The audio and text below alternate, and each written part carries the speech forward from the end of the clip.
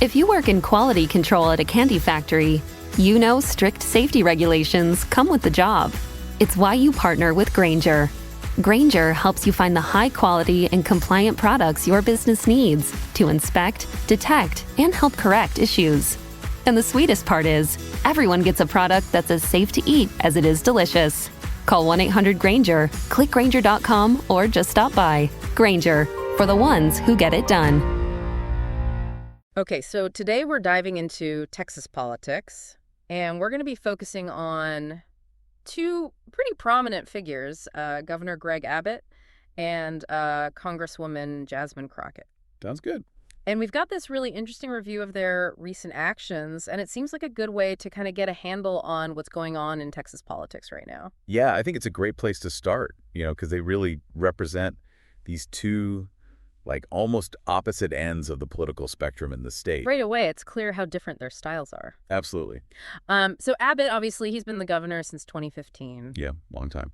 And he's been really pushing for this conservative agenda. Really pushing for it, yeah. Like a lot of things that we see nationally with the Republican Party. Exactly. You see the emphasis on things like Second Amendment rights, very strict policies when it comes to border security. Yeah. And, this resistance to any kind of federal oversight. Right. And we see that reflected in some of the legislation that's been passed during his time as governor, like the abortion ban after 6 weeks. Yeah, that was a big one. And the expansion of charter school funding, Mm-hmm. the voter ID laws. All kind of fall under that umbrella. Yeah, so he's definitely made an impact, and not just within Texas. I mean, he's a pretty big figure in the GOP nationally. Oh, absolutely. And that's really solidified by his alignment with Trump, especially on things like immigration.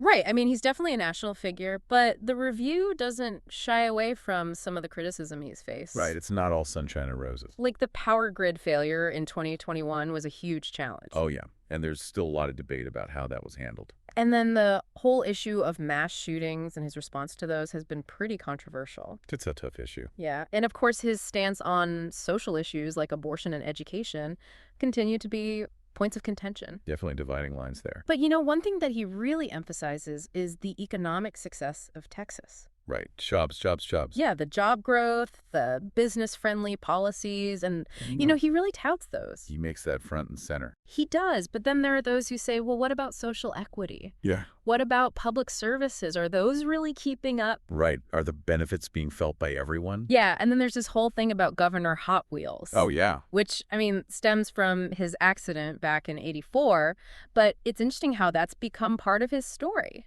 It really has, and it kind of adds this human element to it. Yeah, definitely adds another layer. So, okay, let's talk about Congresswoman Jasmine Crockett. All right.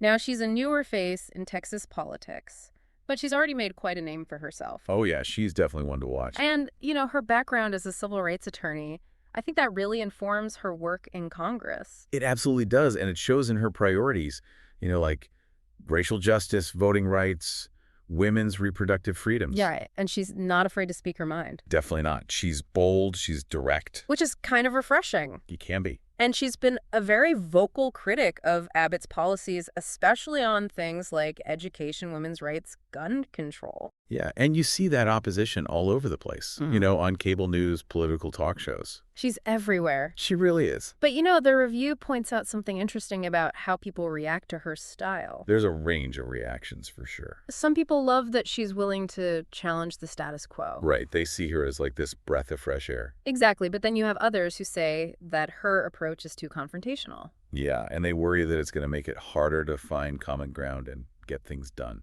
And, that kind of tension that we see with her, it really reflects the bigger political landscape in Texas. Yeah, it's like a microcosm of the whole state.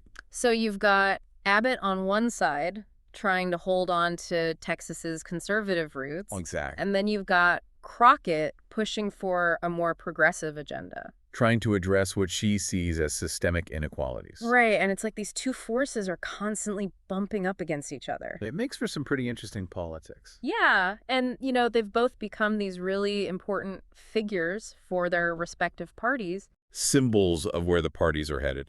Abbott representing the established conservative wing. Right. And Crockett as this rising star of the progressive movement. Exactly, and given how crucial Texas is in national elections. Especially presidential elections. Yeah, it's likely that their influence is just going to keep growing. So essentially, we're seeing this clash between Abbott's long-standing conservative platform and Crockett's dynamic progressive agenda. And it's a fascinating thing to watch unfold because it really mirrors the broader political polarization that we're seeing all across the country. Exactly. And it makes you wonder how this is all going to play out in the long run. Right. What are the long-term consequences of these, fundamental disagreements about the direction of the state? Yeah, I mean, how is Texas going to navigate these ideological divides, and what impact is that going to have on its role in national politics? It's a big question, and I don't think there are any easy answers. Definitely something to keep an eye on. Thanks for taking this deep dive with us. My pleasure.